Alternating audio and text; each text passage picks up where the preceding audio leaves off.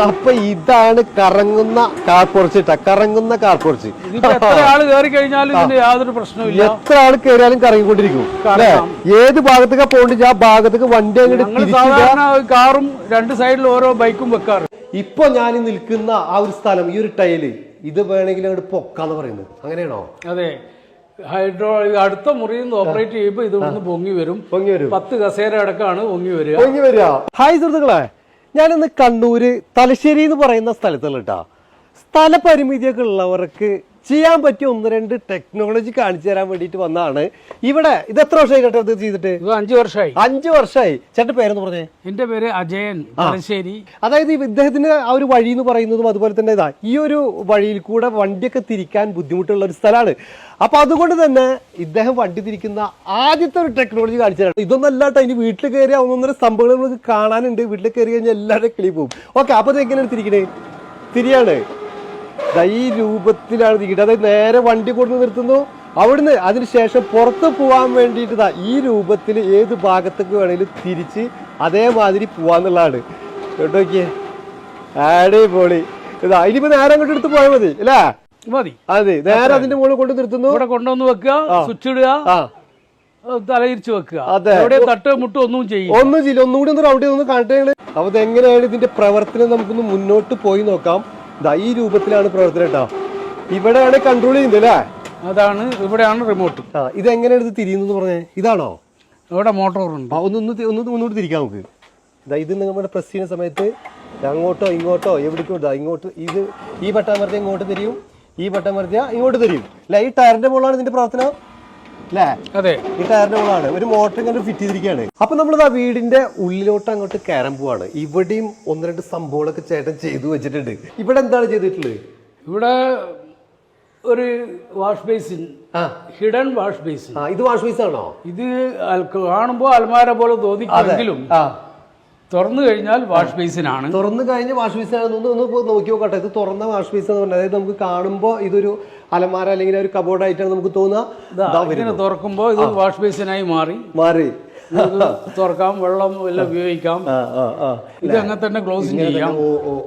പിന്നെ കുട്ടികളൊക്കെ ഓടി കളിക്കുമ്പോൾ അതൊരു തടസ്സമായി മാറില്ല.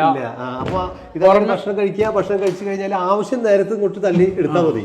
അപ്പൊ തീർന്നിട്ടില്ല. ചേട്ടൻ പറഞ്ഞു, ഞാൻ നേരത്തെ ഇവിടെ വന്ന് കണ്ടിരുന്നു, ഇപ്പൊ ഞാൻ നിൽക്കുന്ന ആ ഒരു സ്ഥലം, ഈ ഒരു ടൈല്, ഇത് വേണമെങ്കിൽ അങ്ങോട്ട് പൊക്കാന്ന് പറയുന്നത്, അങ്ങനെയാണോ? അതെ, ഹൈഡ്രോ അടുത്ത മുറിയിൽ നിന്ന് ഓപ്പറേറ്റ് ചെയ്യുമ്പോൾ ഇത് പൊങ്ങി വരും. 10 കസേര അടക്കമാണ് പൊങ്ങി വരിക. അതായത് ഞാൻ ഈ നിൽക്കുന്ന സ്ഥലം, ഞാനിപ്പോ ഇരിക്കുന്ന സ്ഥലം ഒരു ടേബിൾ ആണെന്നാ ചേട്ടൻ പറയുന്നത്. അത് പൊക്കി നോക്കിയാലോ? പൊക്കാല്ലേ? എത്ര ആൾ നിന്നാലും അതാ പൊങ്ങലൂട്ടോ. അതായത് ഞങ്ങൾ നിൽക്കുമ്പോ അതാ പൊങ്ങിക്കൊണ്ടിരിക്കുകയാണ്. എത്ര ആള് നിന്നാലും പൊങ്ങുന്ന പറയുന്നത്. അതൊരു ടേബിളായി മാറാൻ പോവാണ്. അടിപൊളി. ഇതാ പോയിക്കൊണ്ടിരിക്കണു, ഇതാ പൊങ്ങിക്കൊണ്ടിരിക്കണു അല്ലേ? അപ്പൊ ഇത് ഇതാ നമ്മളിങ്ങനെ ഇത് പൊങ്ങിക്കൊണ്ടിരിക്കുകയാണ്. അപ്പോ അതിനുശേഷം ഇവിടെ ചെയർ ഇടുന്നു, ഭക്ഷണം കഴിക്കാനുള്ള ആ ഒരു ഡൈനിങ് ടേബിൾ ആയിട്ട് മാറുന്നു എന്നുള്ളതാണ്. ഇതും ഇതുപോലെ തന്നെ ആ ഒരു സ്ഥലപരിമിതി ഒക്കെ നോക്കിയിട്ടാണ് ഇത് ചെയ്തിട്ടുള്ളത്.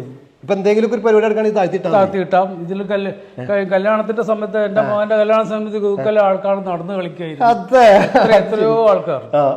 എത്ര കിലോ ഇതിൽ വന്നാലും ഒരു കുഴപ്പമില്ല. ആ ഭക്ഷണ സമയത്ത് അങ്ങോട്ടൊന്ന് തുടച്ചെടുത്ത് അത് പൊക്കി വെച്ചാൽ മതി. ഇതിപ്പോ ഹൈഡ്രോളിക്കിലാണ് വർക്ക് ചെയ്യുന്നത്.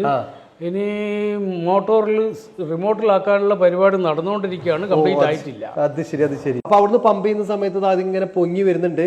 നമ്മുടെ ആവശ്യാനുസരണം എത്രയാണ് ഹൈറ്റ് വേണ്ടത് അതിനനുസരിച്ച് അവിടെ സെറ്റ് ചെയ്യാൻ പറ്റുമോ? ഇതിപ്പോ ഇങ്ങനെ അതാ ഈ രൂപത്തിലായിട്ടുണ്ട്. അപ്പൊ ഇത് ടേബിൾ ആയി കഴിഞ്ഞു. ചെയർ ഇടുക, ഇത് ഭക്ഷണം കഴിക്കുക ആണ്. ഇനി ഇതിന്റെ ഉള്ളിൽ ചെയറുകൾ ഉണ്ട് പറയാം, അതെവിടെയാണ് സെറ്റ് ചെയ്തേക്കണേ? ഇത് ചെയർ അല്ല, ഇതിൽ തന്നെ ഹൈഡ് ചെയ്യാൻ പറ്റും. എവിടെയാണ് ഇത് ഓപ്പൺ ചെയ്യാ? ഈ സൈഡ് 2 ഡോറുണ്ട്. ഇവിടെ ഒരു ഡോറുണ്ട്, അപ്പുറത്തൊരു ഡോറുണ്ട്. ആ ഡോറ് തുറന്നിട്ട് നമുക്ക് ചെയറുകളൊക്കെ വെക്കാന്ന് പറയുന്നത്. ഡോറ് തുറന്നിട്ട് ഇപ്പൊ സ്റ്റൂളാണ് ഇപ്പൊ ഉള്ളത്. സ്റ്റൂള് ചെയറോ സ്റ്റൂളോ എന്തായാലും ശരി, ഇങ്ങോട്ട് എടുക്കുക. അടിപൊളി. എന്നിട്ട് നമുക്ക് ഇതേമാതിരി തന്നെ ആ ഭാഗത്തും വേണമെങ്കിൽ 2 ഭാഗത്തും ഉണ്ട്. 22 വർഷം മുന്നേ നമ്മളിങ്ങനെ ചെയ്തു എന്നാ പറയുന്നത്. ഇത് നമ്മുടെ ആ ഒരു ഐഡിയ തന്നെ ചെയ്തതാണോ? ചേട്ടൻ തന്നെയാണോ ഇത്? ഞാൻ തന്നെ ചെയ്തതാണ്. നമ്മുടെ എല്ലാ സാധനങ്ങളും സ്വന്തം അതെ അല്ലേ? എല്ലാം എന്റെ ഹാൻഡ് മെയ്ഡാണ്. അതെ, പുറമേ നിന്നുള്ള ഒരാളുടെ സഹായം ഇല്ല, ഞാൻ തന്നെ ചെയ്തതാണ്. ബേസിക്കലി ഞാനൊരു ഇൻവെന്ററാണ്, പല ഇൻവെൻഷനും നടത്തിയിട്ടുള്ള ആളാണ്. ഇപ്പോഴുള്ള വോട്ടിംഗ് യന്ത്രം വരുന്നതിന് മുമ്പ് ലോകത്ത് ആദ്യമായിട്ട് ഒരു വോട്ടിംഗ് മെഷീൻ കണ്ടുപിടിച്ചത് ഞാനാണ്. അത് ശരി. എന്നിട്ട് പുറത്തേക്കൊന്നും വിട്ടില്ലേ അത്? 1990 TN ശേഷൻ ഇലക്ഷൻ കമ്മീഷണർ ആയിരിക്കുന്ന സമയത്ത് വോട്ടിംഗ് മെഷീൻ ഉണ്ടാക്കി അവിടെ കൊണ്ടുപോയി ഡെമോൺസ്ട്രേറ്റ് ചെയ്ത് കാണിച്ചു. പക്ഷേ അത് വെയിറ്റ് കൂടിപ്പോയി. അവർക്ക് 10 കിലോന്റെ ഉള്ളിൽ വേണമെന്ന് പറഞ്ഞു. പക്ഷെ എൻ്റെ 24 കിലോ ഉണ്ടായി. അത് ശരി, അത് ശരി. പിന്നെ അന്നത്തെ കാലത്ത് ഇത്രയും ടെക്നോളജി വികസിച്ചിട്ടുണ്ടായിരുന്നില്ല. അതുപോലെ അടുത്ത വേറൊരു സാധനം എടുത്തേ. ഇതെന്താ സംഭവം? ഇത് അടക്കയുടെ തോട് പൊളിക്കുന്ന സാധനമാണ്. ഇത് നമ്മൾ തന്നെ കണ്ടെത്തി ഉണ്ടാക്കിയെടുത്താണ്. എങ്ങനെയാണ് പൊളിക്കുന്നത് കാണിച്ചു തരുമോ? കാണിച്ചു തരാം. ഈ ഹാൻഡിൽ ഇതിങ്ങനെ പൊക്കിയിട്ട് ഈ കാണുന്ന കുഴിയിൽ ഇങ്ങനെ വെക്കുക. ഈ ഹാൻഡിൽ പിടിച്ച് താഴ്ത്തുക. താഴ്ത്തിയതിന് ശേഷം രണ്ടും കൂടിയിട്ട് അമർത്തുക. അപ്പൊ അത് പൊളിഞ്ഞു. പിന്നെ കൈ കൊണ്ട് അടത്തിയെടുക്കാം. അപ്പൊ വീണ്ടും ആ ഒരു പഴയ ആ ഒരു സ്റ്റേജിലേക്ക് തന്നെ അങ്ങനെ താഴ്ന്നുകൊണ്ടിരിക്കുകയാണ് അല്ലെ? നമ്മൾ വരുമ്പോ എങ്ങനെയാണോ ആ രൂപത്തിൽ തന്നെയാണ് ഇതാ താഴ്ന്നുകൊണ്ടിരിക്കുന്നു. എടാ ഇതേമാതിരി കയറി നിൽക്കാവുന്നതാ. താഴ്ന്ന് ലാസ്റ്റിലാ ഇതേമാതിരി. അതായത് ഒരാളുണ്ട് വന്നു കഴിഞ്ഞാൽ ഇവിടെ ഒരു ടേബിൾ ഉണ്ട് എന്നൊക്കെ പറഞ്ഞ ഒരാൾ വിശ്വസിക്കില്ല. ആ രൂപത്തിലായിട്ടുണ്ട്. അപ്പൊ സുഹൃത്തുക്കൾ, നമ്മുടെ ഈ ഒരു വീഡിയോ ഇവിടെ അവസാനിക്കുകയാണ്. മറ്റൊരു വീഡിയോയുമായിട്ട് വീണ്ടും കാണാം.